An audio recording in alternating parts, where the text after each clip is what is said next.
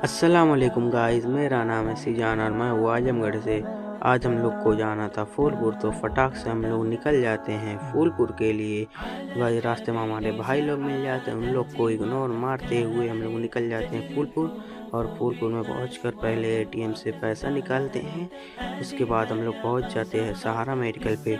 तो गाइस उधर से हम लोग को लेना था 81, तो गाइस उधर पे हम लोग को नहीं मिलती, इसलिए हम लोग निकल जाते हैं दूसरे मेडिकल के लिए। तो गाइस दूसरे मेडिकल पर पहुंचकर भैया से पूछते हैं, तो भैया बोलते इधर भी नहीं है 81। तो गाइस अगर आपके यहाँ मिलती है तो बताइएगा कमेंट में। तो गाइस इधर मिलती है फूलपुर की सबसे फेमस मिठाई। गाइस अगर आपको भी चाहिए तो इधर से ले लेना। तो गाइस भैया ने हम लोग को मिठाई खिलाई फ्री में, हम लोग मिठाई खा के और भैया से मिठाई लेके निकल जाते हैं घर के लिए। तो गाइस इधर पर रेस हो रही थी, तो हम लोगों ने रेस देखी। तब तक के लिए बाय बाय गाइस, हम मिलते हैं नेक्स्ट व्लॉग में।